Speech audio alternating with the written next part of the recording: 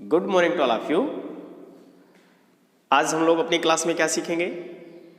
तो आज हम लोग की जो क्लास होगी वो यह होगा, रेजिस्टेंस क्या होता है उसके डेफिनेशन को डिफाइन करेंगे, ठीक है, जो कि आप लोग जानते हो।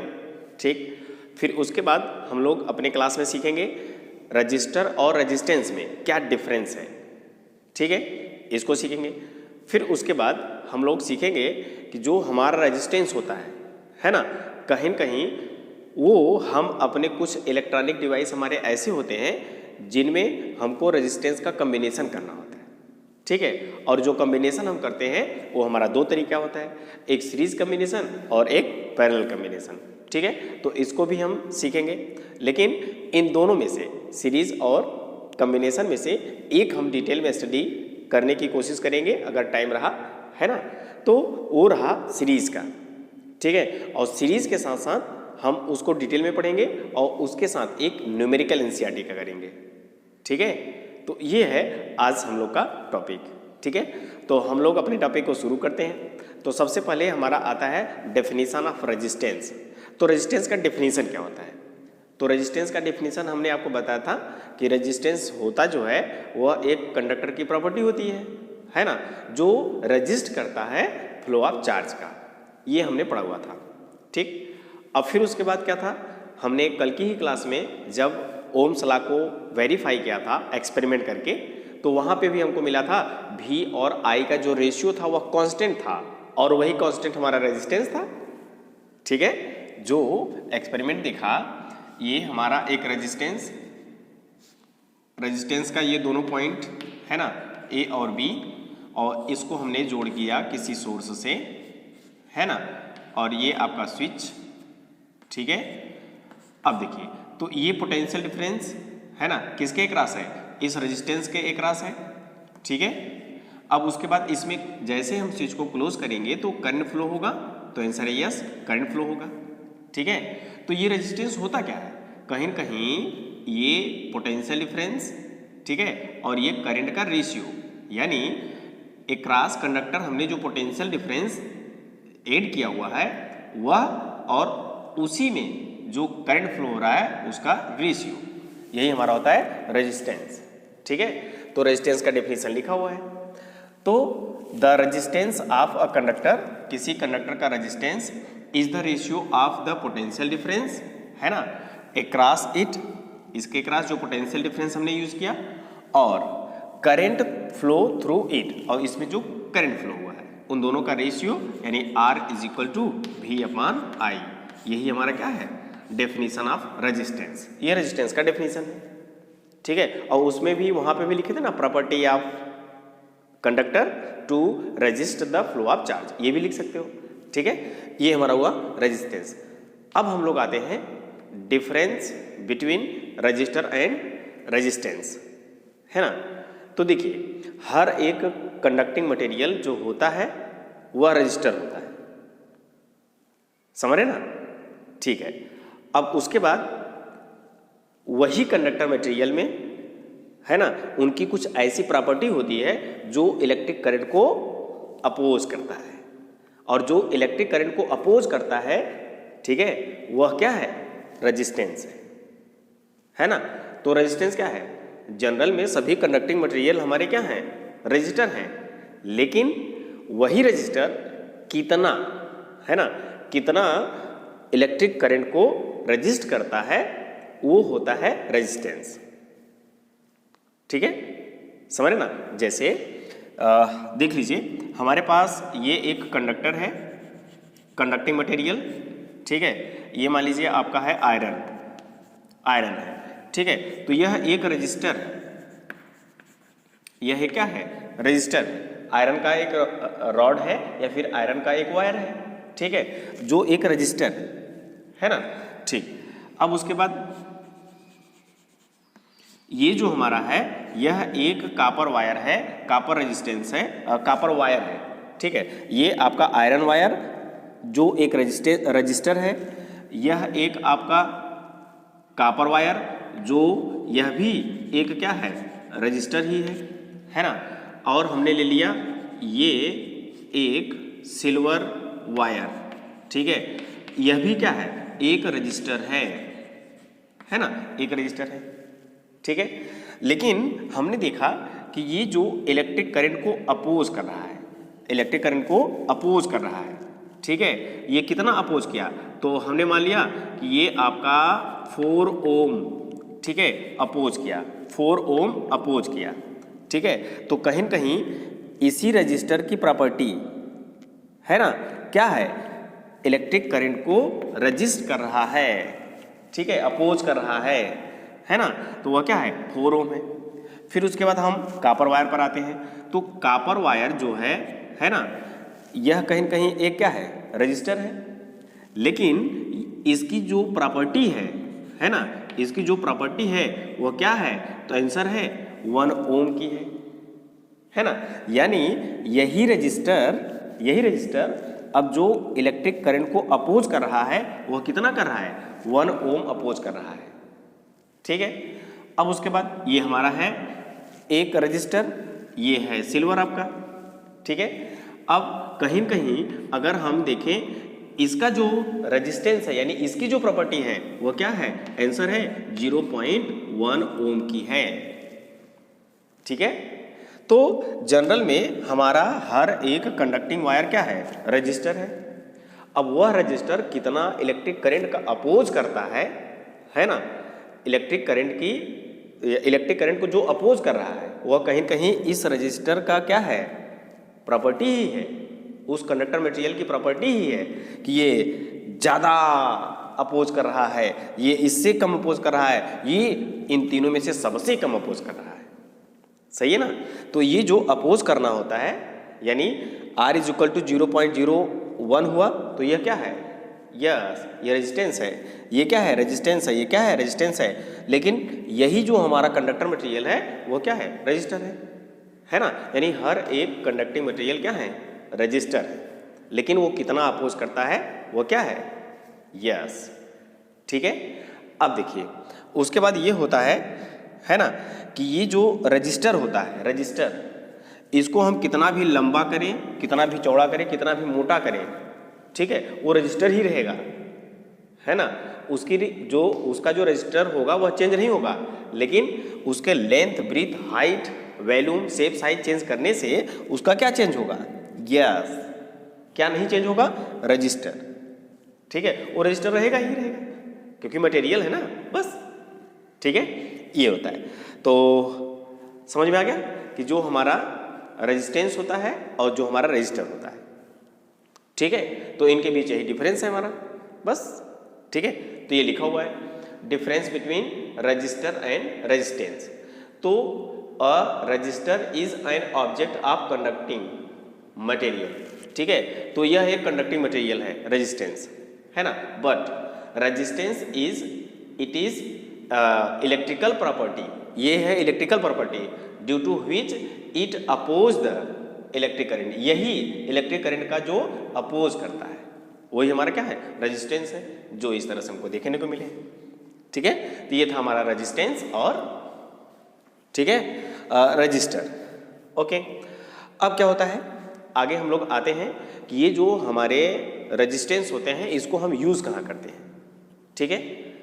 तो इसका यूज़ हम करते हैं, हमारे पास इलेक्ट्रॉनिक वॉच होती है, ठीक है, उसमें हम यूज़ करते हैं, ठीक है, रजिस्टर को। हमारा टीवी है उसमें यूज़ करते हैं, रेडियो सेट है, कंप्यूटर है, मोबाइल है, लैपटॉप है ना। इन सब में हम छोटे छोटे रजिस्टर यूज़ करते हैं, छोटे छोटे रजिस्टेंस यूज़ करते हैं। तो अब आप रजिस्टर और रजिस्टेंस कह सकते हो, ठीक है। जब भी लोगे तो ये रजिस्टर ही लोगे ना, तो रजिस्टर की प्रॉपर्टी होगी उसकी रेजिस्टेंस, तो वही हमारा है। तो रजिस्टर रेजिस्टेंस हम अब कह सकते हैं, बट डिफरेंस आपको समझ में आ गया, ठीक है।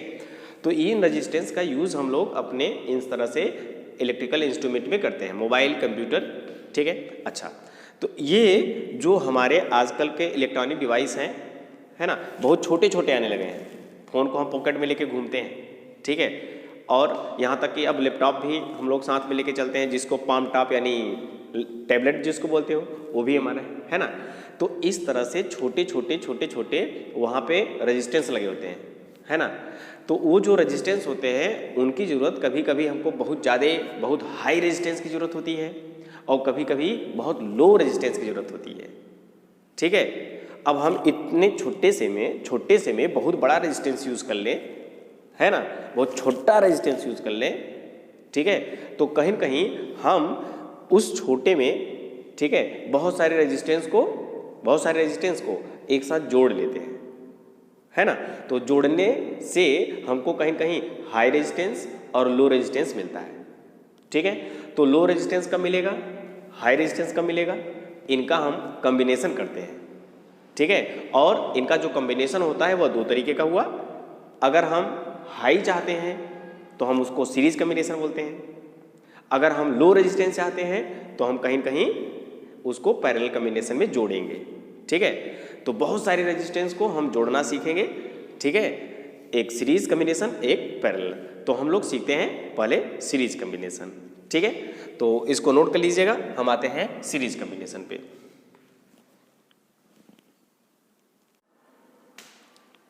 ओके, तो कॉम्बिनेशन ऑफ रेजिस्टेंसेस, है ना।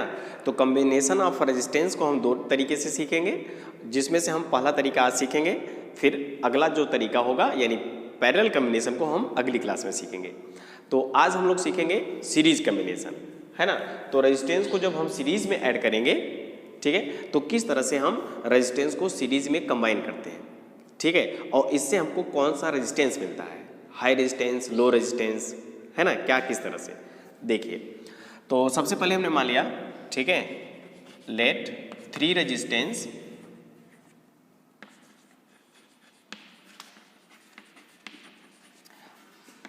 R1, 3 रेजिस्टेंसेस, और ये हमारे डिफरेंट हैं, है ना। जो रेजिस्टेंसेस हैं वो कैसे हैं, डिफरेंट, ठीक है। ये मान लीजिए आपका हुआ R1, ठीक है, और फिर उसके बाद ये जो रेजिस्टेंस हुआ ये हुआ आपका R2, ठीक है, और ये जो रेजिस्टेंस हुआ ये आपका हुआ R3, ठीक है। तो इस तरह से 3 रेजिस्टेंस डिफरेंट टाइप के हमने लिया, R1, R2 और R3, ठीक है।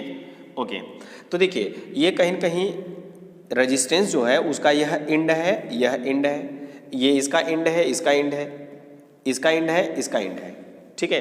तो इस तरह से हम लोग रेजिस्टेंस को ना एक साथ एंड टू एंड ऐड करते जाते हैं, तो वही जो हमारा कॉम्बिनेशन होता है वो सीरीज होता है, ठीक है। तो हमने इसको ऐड कर लिया, एक साथ ऐड कर लिया, ठीक है। ये हुआ आपका R1, ठीक है। अब इसके एंड में हमने जोड़ लिया R2 को, तो ये रहा आपका R2, है ना, R2 ये रहा, और इसके एंड में हमने जोड़ लिया इसके एंड को, ठीक है, ये रहा आपका R3, ये तीनों को ऐड कर लिया हमने, ठीक है। तो ये जो कॉम्बिनेशन हमारा हुआ, ये जो हमारा कॉम्बिनेशन हुआ इसको बोलते हैं सीरीज कॉम्बिनेशन, R1, R2 और R3, ये सीरीज कॉम्बिनेशन हुआ, ठीक है। और उसके बाद इस एंड को हमने ले लिया A, इस एंड को हमने लिया B, 2 एंड पॉइंट अभी भी बचेंगे, है ना। जब इन तीनों रेजिस्टेंस को सीरीज में ऐड करोगे, ठीक है, तो हमको भी 2 एंड पॉइंट मिलेंगे, तो इस कॉम्बिनेशन को हम बोलते हैं सीरीज कॉम्बिनेशन। या एक तरीका और आपको समझने का तरीका, हर एक रेजिस्टेंस के पास 2 एंड पॉइंट होते हैं, ठीक है। इस रेजिस्टेंस का पहला एंड पॉइंट 1, दूसरा 2, इसका पहला एंड पॉइंट 1, इसका 2, ठीक है। इस तीसरे रेजिस्टेंस का ये है पहला एंड पॉइंट और ये है दूसरा एंड पॉइंट, ये हुआ, ठीक है। और दूसरा तरीका इसको लिखने का सीरीज कॉम्बिनेशन में, इन तीनों में से किसी एक को ले लो, ठीक है। तो हमने ले लिया। अब इसका जो पहला एंड है ना, उसको हमने इस तरह से फ्री छोड़ दिया। फिर इसी पहले रेजिस्टेंस का जो दूसरा एंड है, ठीक है, हम दूसरे रेजिस्टेंस के पहले एंड से जोड़ दिया, ठीक। फिर से ये जो दूसरा रेजिस्टेंस है उसका जो दूसरा एंड है उसको तीसरे के पहले एंड से जोड़ दिया, और जो फिर तीसरा है उसका जो दूसरा एंड पॉइंट है वह चौथे के पहले से जोड़ दिया, और चौथे का जो दूसरा एंड पॉइंट है पांचवें के पहले से जोड़ दिया, पांचवें का जो दूसरा है छठे के पहले से जोड़ दिया, है ना, ये भी हमारा होता है कॉम्बिनेशन। ठीक है, तो इस तरह के कॉम्बिनेशन को बोलते हैं सीरीज कॉम्बिनेशन। ठीक, अब होता क्या है, इन टोटल रेजिस्टेंस के पास दो एंड पॉइंट बचा, एक को हमने जोड़ दिया बैटरी के पॉजिटिव टर्मिनल से और दूसरे को हमने ऐड कर दिया बैटरी के नेगेटिव टर्मिनल से। ठीक है, ये रहा कॉम्बिनेशन हमारा तैयार। ठीक है, तो ये रहा हमारा सीरीज कॉम्बिनेशन। अब सीरीज कॉम्बिनेशन में क्या हुआ, तो सीरीज कॉम्बिनेशन में हम लोग देखते हैं कि अगर जैसे ही हम स्विच को यहाँ क्लोज करेंगे तो यहाँ से चार्ज फ्लो होना शुरू होगा, चार्ज फ्लो होना शुरू होगा, आंसर यस। तो जो चार्ज फ्लो होने का रास्ता है ना, वह एक ही रास्ता है। अगर मान लीजिए यहाँ से चार्ज फ्लो हुआ 10, चार्ज फ्लो हुआ 10 है ना, तो 10 चार्ज ही दौड़ेगा पूरे सर्किट में, 10 चार्ज दौड़ेगा पूरा सर्किट में, 10 दौड़ेगा। ठीक है, यानी 10 एम्पियर करंट फ्लो हुआ या 10 करंट फ्लो हुआ। ठीक है, तो यह जो 10 चार्ज है, 10 करंट है, यह किस में जाएगा, R1 में भी जाएगा। ठीक है, R2 में भी जाएगा, वही 10, वही R3 में जाएगा। तो इसका मतलब ये है कि कहीं न कहीं सीरीज कॉम्बिनेशन में करंट हमारा कैसा हुआ, सेम हुआ। ठीक है, तो देखिएगा, अगर मान लीजिए यहाँ से करंट आपका फ्लो हुआ कितना, I करंट फ्लो हुआ, तो I करंट फ्लो होने का कितना रास्ता है, एक ही रास्ता है, तो एक ही रास्ते से होकर जाएगा। ठीक है, और हमने पढ़ा हुआ है conservation of charge, charge can not be create, can not be destroy, है ना। तो जितना चार्ज यहाँ से फ्लो हुआ वही चार्ज यहाँ पर जाएगा, फिर इसमें जाएगा, फिर इसमें जाएगा, फिर ये दौड़ के यहाँ पर आएगा। ठीक है, तो ये 10 कंटिन्यू चलता रहेगा, I चलता रहेगा। तो कहीं न कहीं I करंट, ठीक है, I ये जो करंट है आपका I, वह इसमें भी जाएगा I, ठीक है, वही करंट इसमें भी मिलेगा I, वही करंट इसमें भी मिलेगा I। ठीक है, यानी अगर हम एक अमीटर ड्रा करें और इस रेजिस्टेंस का करंट फाइंड आउट करना चाहेंगे तो कहीं न कहीं हमको अमीटर इसके सीरीज में लगानी पड़ेगी। यही अमीटर लगाओ तो इसको देखो कितना करंट जा रहा है, फिर यहाँ पर लगाए हो, यहाँ इसके साथ भी सीरीज में हुआ, इसके साथ भी सीरीज हुआ, है ना। तो कहीं न कहीं हमने सीरीज कॉम्बिनेशन में देखा कि सीरीज कॉम्बिनेशन में जो करंट होता है वह सभी रेजिस्टेंस में सेम होता है, तो इसको हमने लिख लिया। ठीक है, current are same in each resistance,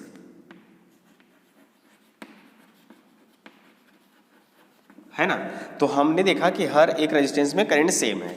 अब देखिए जादू देखिए, है ना। तो अब जो हम पोटेंशियल डिफरेंस को अगर हम फाइंड आउट करना चाहते हैं, है ना, पोटेंशियल डिफरेंस को देखिए, हमने आपको बताया कि जो हमारा रेजिस्टेंस वो कैसा है, डिफरेंट है ना। तो अब यहाँ पर करंट I हुआ, यहाँ पर रेजिस्टेंस कुछ हुआ। ठीक है, तो क्या हम इस रेजिस्टेंस के अक्रॉस पोटेंशियल डिफरेंस निकाल सकते हैं क्या, आंसर यस, है ना। इसके अक्रॉस हम पोटेंशियल डिफरेंस निकालेंगे ओम्स लॉ से। I भी हमको पता है, R भी हमको पता है, तो V = I/R से हम पोटेंशियल डिफरेंस पता कर लेंगे। ठीक है, तो रेजिस्टेंस तो डिफरेंट है ना, यस। तो ये डिफरेंट है तो हमको कहीं न कहीं यहाँ पे इस रेजिस्टेंस के अक्रॉस जो पोटेंशियल मिलेगा वह मिलेगा V1। ठीक है, अब इसके अक्रॉस V1 ही होगा या कोई दूसरा होगा, आंसर है कोई दूसरा होगा। क्यों दूसरा होगा, क्योंकि रेजिस्टेंस हमारा डिफरेंट है, रेजिस्टेंस डिफरेंट है, करंट तो सेम है, लेकिन रेजिस्टेंस को डिफरेंट होने से हमको पोटेंशियल भी क्या मिलेगा, डिफरेंट मिलेगा। ठीक है, V = IR, यस। अब यहाँ पे तीसरा रेजिस्टेंस है, यानी तीनों रेजिस्टेंस तो डिफरेंट है ना, करंट सेम है, रेजिस्टेंस के डिफरेंट होने से कहीं न कहीं पोटेंशियल डिफरेंस भी क्या होगा, डिफरेंट होगा।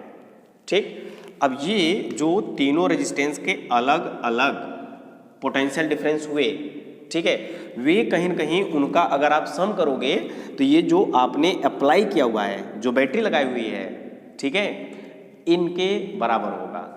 है ना, V1 plus V2 plus V3 यानी कितना पोटेंशियल होगा? अरे जितना हम एनर्जी देंगे उतना ही हमको एनर्जी मिलेगा। तो हमने यहाँ से दिया 220 की एनर्जी, 220, तो वही 220 इसमें इसमें इसमें तीनों में डिस्ट्रीब्यूट हो जाएगा और तीनों का सम करेंगे तो इसके इक्वल होगा। यस, तो कहीं न कहीं हमको करंट तो सेम मिला, है ना, बट अगर हम पोटेंशियल डिफरेंस की बात करेंगे, वोल्टेज की बात करेंगे, तो वोल्टेज क्या होगा? Voltage are different. वोल्टेज कैसा होगा? डिफरेंट। बहुत बड़ी बात है। तो सीरीज कॉम्बिनेशन में करंट हमारा क्या हुआ? सेम हुआ। पोटेंशियल डिफरेंस हमारा क्या हुआ? डिफरेंट हुआ। ठीक है, हर एक रेजिस्टेंस का अपना अपना पोटेंशियल डिफरेंस, ठीक है, और हर एक में करंट सेम। ठीक, अब ये हमारा हुआ। ठीक है, अच्छा एक बात और, ठीक है, अगर हम इन तीनों रेजिस्टेंस को ऐड करेंगे, जोड़ेंगे, है ना, कॉम्बिनेशन मतलब जोड़ना, इन तीनों को जोड़ेंगे तो कहीं न कहीं हमको एक रेजिस्टेंस मिलेगा, एक रेजिस्टेंस मिलेगा ना। जैसे मान लीजिए यह है 1, यह है 2, यह है 3, तो 1 प्लस 2 प्लस 3 प्लस 3 बराबर 6, तो एक 6 ओम का रेजिस्टेंस आपको तैयार हो जाएगा। ठीक है, तो इन तीनों को हमने ऐड किया तो एक हमको रेजिस्टेंस मिला, और ये जो एंड पॉइंट है वही आपका है ए और बी, ये है ए और बी, और इन्हीं के एकरास हमने क्या यूज किया हुआ है? आंसर है वही भी पोटेंशियल। ठीक है ना, जो पोटेंशियल है वो क्या है? भी ही है। ठीक है, और यहाँ पे हमने लगा दिया की प्लग। ठीक है, ये हमारा हुआ। तो ये प्लग और ये पोटेंशियल डिफरेंस जो यहाँ पर है एकदम सेम यही है। ठीक है, अब क्या होता है? तो ये जो हमारा पोटेंशियल है कहीं न कहीं इसके एकरास करंट देगा, इसके एकरास ये करंट देगा ना। अब यह जो करंट होगा वह क्या होगा? आई होगा, यही वाला करंट होगा, है ना, यही वाला करंट होगा। ठीक है, ओके, तो ये हमारा हुआ करंट आई, पोटेंशियल भी, और ये जो रेजिस्टेंस है ये क्या है? इन तीनों का सम है, तीनों का सम है। तीनों को सम को हम बोलते हैं इक्विवेलेंट रेजिस्टेंस या फिर रिजल्टेंट रेजिस्टेंस ऑफ 3। इन तीनों का यह है इक्विवेलेंट रेजिस्टेंस, ठीक है, या रिजल्टेंट रेजिस्टेंस है। ये समझ में आ रहा है? ओके, तो ये हुआ हमारा इक्विवेलेंट रेजिस्टेंस या फिर रिजल्टेंट रेजिस्टेंस। समझ में आ गया? ओके, तो यहाँ से हम लोग क्या निकाल सकते हैं? यहाँ से हम लोग पोटेंशियल डिफरेंस यानी निकाल सकते हैं ओम्स लॉ का फार्मूला। V इक्वल टू क्या हो जाएगा? कितना करंट फ्लो हो रहा है? I। रेजिस्टेंस कितना है? RS। ये हमारा हुआ। ठीक है, तो ये इक्विवेलेंट यानी इन तीनों का मिलाने के बाद ये हमको एक इक्विवेलेंट मिला। ठीक है, समझ में आएगा? ओके, तो अब यहाँ से देखिए ये जो हमारा पोटेंशियल है वह किस में डिस्ट्रीब्यूट हुआ? V1 में, V2 में, V3 में डिस्ट्रीब्यूट हो गया। ठीक है, तो यहाँ पर हमने लिखा V इज इक्वल टू क्या मिला हमको? V1 plus V2 plus V3 मिला। ठीक है, अब ये जो इक्विवेलेंट रेजिस्टेंस होगा RS यानी सीरीज कॉम्बिनेशन ऑफ रेजिस्टेंस, तो RS हमारा क्या होगा? हम उसको फाइंड आउट करना चाहते हैं, यानी इक्विवेलेंट रेजिस्टेंस कितना होगा, है ना, वो हम फाइंड आउट करना चाहते हैं।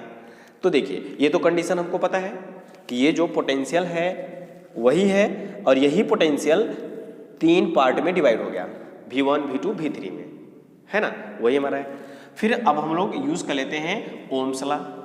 ओम्स लॉ के अकॉर्डिंग V इक्वल टू क्या आता है? IR। ठीक है, तो ये जो पोटेंशियल है यानी इक्विवेलेंट में कितना है? V equal to I into RS, तो ये इक्विवेलेंट वाला है, तो I into RS equal to, ठीक है, V1 यहाँ पर आइए, है ना, इसके एकरास जो पोटेंशियल डिफरेंस होगा वह क्या होगा? आंसर है V1, तो V1 इज इक्वल टू क्या होता है? यानी V इज इक्वल टू क्या होता है? IR। ओम्स लॉ के according V is equal to IR, तो यहाँ का जो पोटेंशियल होगा वो आपका क्या होगा? IR1। ठीक है, तो ये हुआ आपका IR1 प्लस V2 आपका यहाँ पे इसके एकरास, है ना, V2 हुआ, तो V2 is equal to IR2। ठीक है, तो ये हुआ IR2 plus V3 is equal to क्या होगा? V3 इज इक्वल टू होगा IR3। ठीक है, IR3 ये हमारा हुआ। ठीक है, तो इस तरह से हमने देखा कि ये I R equivalent equal to I common है, आई कॉमन ले लो तो ये मिला आपको R1 प्लस R2 प्लस ये रहा आपका R3। तो आई से आई मर जाएगा, कैंसिल हो जाएगा और ये बचेगा आपको R equivalent is equal to R1 plus R2 plus R3। यानी इक्विवेलेंट रेजिस्टेंस जो मिलता है हमको, है ना, वह कहीं ना कहीं ये जो डिफरेंट रेजिस्टेंस हमने यूज किया हुआ है ना, उनका सम के इक्वल होता है इक्विवेलेंट रेजिस्टेंस। ठीक है, तो यहां पे लिख लो equivalent resistance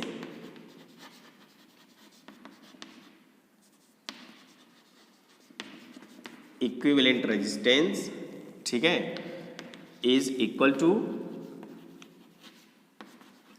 some of all resistances. ठीक है, सम ऑफ ऑल रेजिस्टेंसेस। ठीक है, तो ये हमारा होता है इक्विवेलेंट रेजिस्टेंस, किसके इक्वल हुआ, R1 R2 R3 R4 इस तरह से इक्वल होगा। बात समझ में आ गया? ठीक है, तो ओके, तो इसको नोट कर लीजिएगा, हम आगे और देखते हैं। ठीक है, नोट करिए।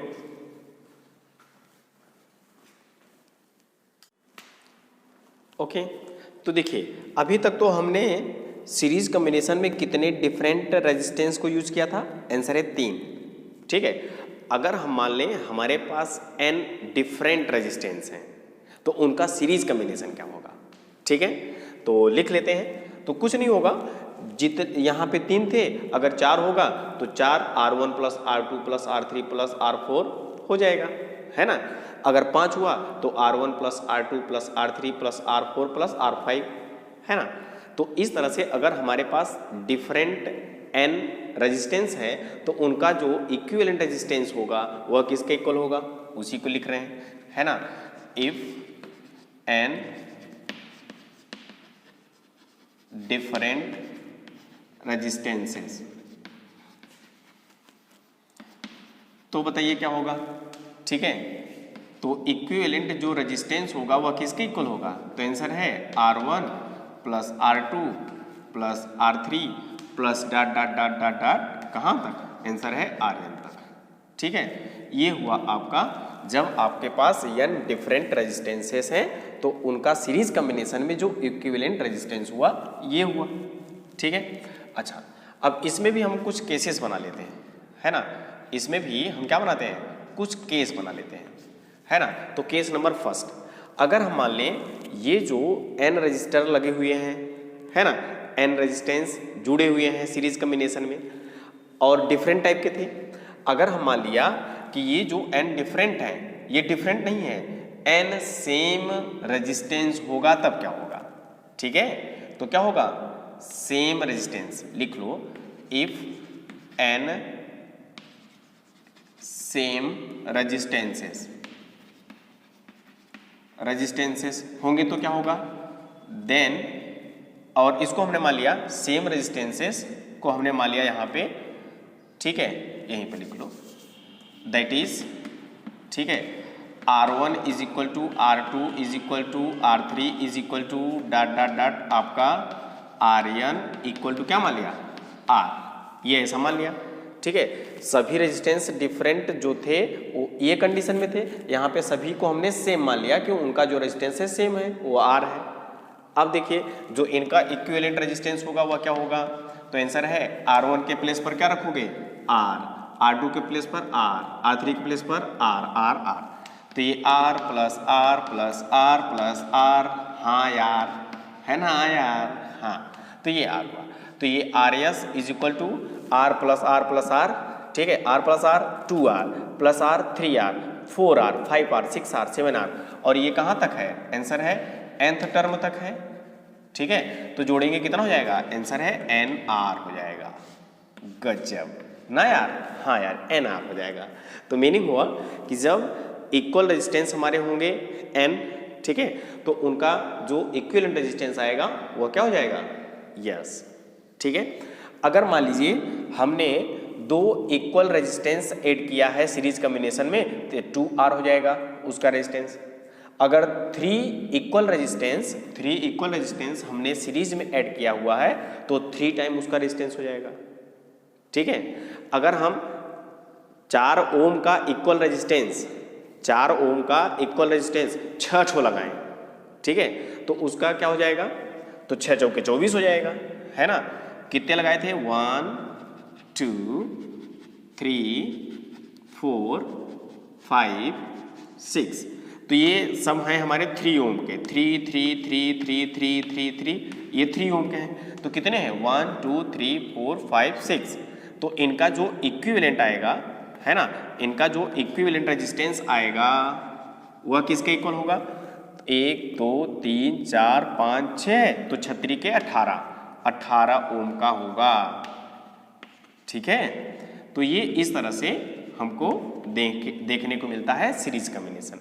ठीक है, तो सीरीज कॉम्बिनेशन में क्या क्या सेम हुआ, तो सीरीज कॉम्बिनेशन में हमारा देखते हैं, हमने देखा कि करंट तो सेम है, सभी रेजिस्टेंस में करंट सेम है, लेकिन पोटेंशियल डिफरेंस कैसा है, डिफरेंट है।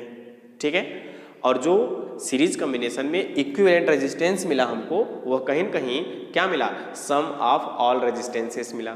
जितने रेजिस्टेंस होंगे उनका सम कर लेंगे तो इक्विवेलेंट रेजिस्टेंस हो जाएगा। ठीक है, तो 3 को हमने करके देखा, इसी तरीके से n डिफरेंट रेजिस्टेंस को करके देखा। ठीक है, फिर n सेम रेजिस्टेंस को इक्विवेलेंट रेजिस्टेंस में देखा सीरीज कॉम्बिनेशन में। ठीक है, तो ये इस तरह से हमको रिजल्ट आते हैं।